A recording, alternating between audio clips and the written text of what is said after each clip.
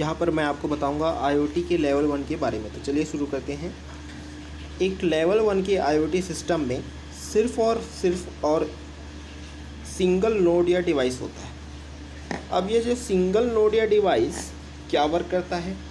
यह single node और device work करता है सेंसिंग के लिए। यानी कि जो आईओटी लेवल 1 का सिस्टम होता है जिसमें कि एक सिंगल नोड या डिवाइस मौजूद है, वो सेंस करता है, ठीक है, किसी न किसी चीज़ को सेंस करता है। अब जो भी वो सेंस करेगा वो हो सकता है कोई ना कोई फिज़िकल फिनोमिना, यानी कि या तो लाइट को सेंस करेगा, या तो किसी न किसी टेम्परेचर को सेंस करेगा, या फिर किसी न किसी अनयूजुअल एक्टिविटी को वो सेंस करेगा। तो इसको हम बोलते हैं सेंसिंग। और साथ ही साथ या तो वो क्या कर सकता है, एक्चुएशन कर सकता है। अब जब हम बोलते हैं एक्चुएशन करना, यानी कि एक्चुएशन करना मतलब मशीन को इस तरीके से कमांड देना कि वो मूव कर सके या कंट्रोल कर सके किसी न किसी सिस्टम को। यानी कि फॉर एग्ज़ाम्पल हम बोल सकते हैं कि वो एक वैल्यू को ओपन करेगा, इनिशियलाइज करेगा। सिंपल टर्म्स में एक्चुएशन को हम बोल सकते हैं मूव करना। अब ये जो मूव करना है वो रिलेटेड हो सकता है आपके फिज़िकल मूवमेंट से भी रिलेटेड हो सकता है, और दूसरा जो हम बोलते हैं कि मशीन को कंट्रोल करने से रिलेटेड, उससे भी होता है। साथ ही साथ जो इसमें आईओटी लेवल 1 सिस्टम में सिंगल नोड या डिवाइसेस होता है, वो डेटा को स्टोर भी कर सकता है, एनालिसिस भी परफॉर्म कर सकता है, और एप्लीकेशन को होस्ट भी कर सकता है।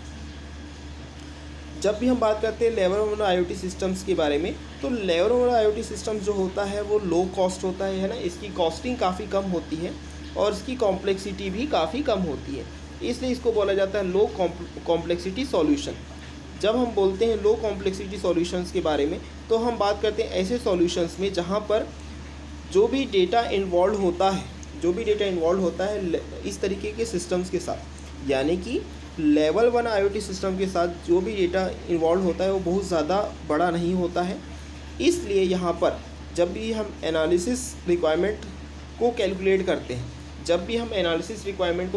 करते हैं, तो उसका जो भी कैलकुलेशन होता है उतना ज़्यादा लॉन्ग नहीं होता है, और ना ही उतना ज़्यादा बड़ा अमाउंट होता है एनालिसिस रिक्वायरमेंट का। इसलिए हम बोलते हैं कि एनालिसिस रिक्वायरमेंट जो है वो कंप्यूटेशनली इंटेंसिव, यानी कि भारी भरकम नहीं है। अब आप देख सकते हैं कि हम आपको आईओटी लेवल 1 का डायग्राम दिखा रहे हैं। तो आईओटी लेवल 1 की इस डायग्राम में आप देख सकते हैं कि एक साइड हमने क्लाउड लिखा है, लेकिन ये साइड क्या है, टोटली ब्लैंक है। तो इसका मतलब ये है कि यहाँ पर हमने क्लाउड सर्विसेज का किसी तरीके से यूज़ नहीं किया है, इसलिए हमने इस क्लाउड वाले हिस्से को क्या रखा है, ब्लैंक रखा है। यहाँ पर जनरली जो भी आपका आईओटी लेवल 1 है, तो आईओटी लेवल 1 में चूँकि जो डेटा जो है, डेटा रिक्वायरमेंट या फिर स्टोरेज अमाउंट ऑफ डेटा उतना ज़्यादा बड़ा नहीं होता है, इसलिए हमें क्लाउड को यूज़ करने की ज़रूरत नहीं है। जनरली हम क्लाउड का यूज़ तभी करेंगे जब हमारा डेटा बिग होगा। जब भी डेटा हमारा बिग नहीं होगा तब हम किसका यूज़ करेंगे, तब हम सिर्फ और सिर्फ लोकल स्टोरेज का या लोकल सर्विसेज का ज़्यादातर यूज़ करेंगे। तो जैसे कि आप देख सकते हैं कि जैसे हमने आपको शुरुआत में बताया कि आईओटी लेवल 1 में सिर्फ और सिर्फ या तो नोड या डिवाइसेस का यूज़ होता है। तो यहाँ पर आप देख सकते हैं एक मॉनिटरिंग नोड है जो कि परफॉर्म कर रहा है एनालिसिस और स्टोर कर रहा है डेटा को। यानी कि इस फंक्शनिंग को वो यानी कि जितने भी फंक्शनिंग है, एनालिसिस, परफॉर्मिंग और स्टोर डेटा, इन सभी को मॉनिटर करने का काम कौन कर रहा है, ये मॉनिटरिंग नोड कर रहा है। इसके बाद आता है हमारा आईओटी डिवाइस, ठीक है। यदि हम यहाँ पर बात करते हैं आईओटी डिवाइस के बारे में, तो फॉर एग्जांपल यहाँ पर सपोज़ कोई डिवाइस हो सकता है, मान लीजिए वो डिवाइस है सपोज़ एक होम ऑटोमेशन सिस्टम सपोज़ एक डिवाइसेस है, और यहाँ पर कुछ हो सकता है रिसोर्स, ठीक है। तो रिसोर्स से क्या होता है, रिसोर्स से इंफॉर्मेशन कलेक्ट होगा, इसके बारे में यदि हम होम ऑटोमेशन सिस्टम ले रहे हैं और हम यहाँ पर ले रहे हैं रिसोर्स, तो यहाँ पर होम के बारे में जितना भी इंफॉर्मेशन है वो होम ऑटोमेशन सिस्टम को किससे मिलेगा, रिसोर्स से मिलेगा। इसके बाद आता है कंट्रोलर सर्विसेज। जैसे कि आप शुरुआत में देख सकते हैं, ये जो डिवाइसेस और रिसोर्स हैं दोनों आपस में टू वे कनेक्टेड हैं, यानी रिसोर्स से जो भी इंफॉर्मेशन मिलेगा उसका एक्सचेंज लगातार किससे होता रहेगा, डिवाइसेस से होता रहेगा। इसके बाद आता है कंट्रोलर सर्विस। जो कंट्रोलर सर्विस होता है, जो यहाँ पर कंट्रोलर सर्विस होता है, वो इस चीज़ के लिए रिस्पॉन्सिबल होता है कि हमको किसी न किसी टास्क को रिपोर्टिंग करना है ना, रिपोर्टिंग टास्क के लिए, और साथ ही साथ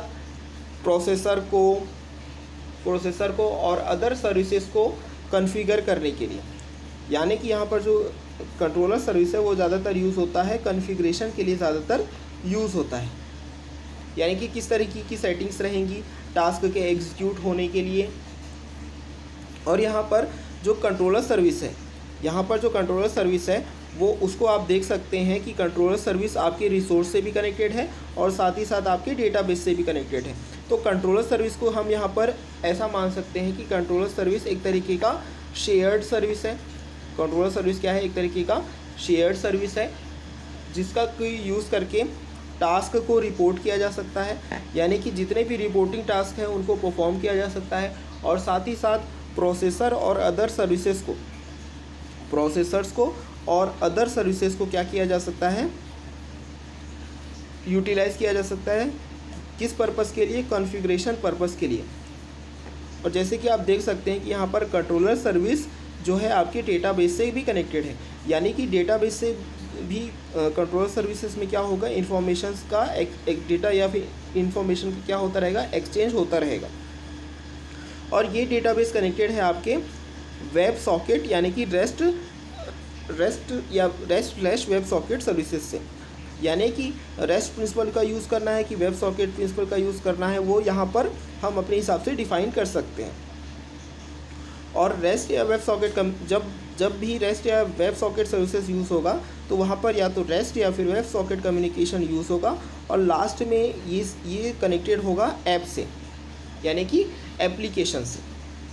अब जब भी ये एप्लीकेशन से कनेक्टेड होगा तो यूज़र को समझने में आसानी होगी, यूज़र को ये समझने में आसानी होगी कि क्या मैसेज आया है, और साथ ही साथ यूज़र जो है सिस्टम को ईज़िली और ईजी वे में क्या कर पाएगा, अंडरस्टैंड कर पाएगा। इसलिए यहाँ पर ऐप है, इसलिए यहाँ पर एक कंपोनेंट यूज़ हुआ है जिसका नाम है ऐप। तो देखिए फॉर एग्ज़ाम्पल यदि हम ले यहाँ पर होम ऑटोमेशन सिस्टम को, तो एक होम ऑटोमेशन सिस्टम में कुछ कंपोनेंट्स हो सकते हैं। जैसे कि एक कंपोनेंट हो सकता है control panel. Home automation system में कंपोनेंट हो सकता है कंट्रोल पैनल। अब यह जो कंट्रोल पैनल होगा ये वर्क करेगा एज अ कंट्रोलर सर्विस, जो कि कनेक्टेड हो सकता है आपके रिसोर्सेज से और डिवाइसेस से।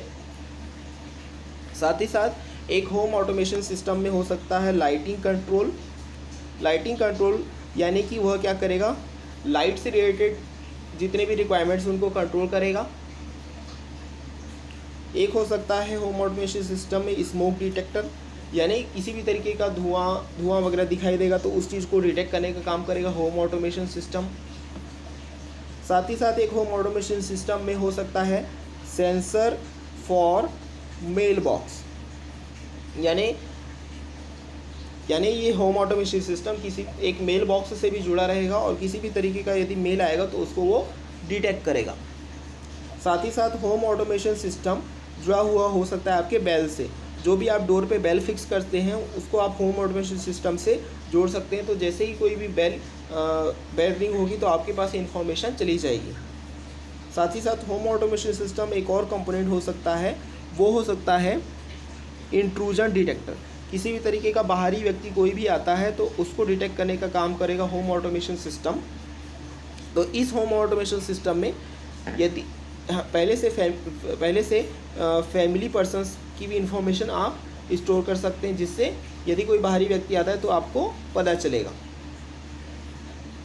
इसके साथ साथ एक होम ऑटोमेशन सिस्टम से जुड़ा हुआ होता है इलेक्ट्रिकल पॉट, जो कि इलेक्ट्रिसिटी को मैनेज करने के काम आएगा। साथ ही साथ होम ऑटोमेशन सिस्टम से एयर कंडीशनर कंट्रोल, यानी कि आप एक होम ऑटोमेशन सिस्टम से अपने घर के एयर कंडीशनर्स को भी कंट्रोल कर सकते हैं। तो ये था IoT लेवल 1।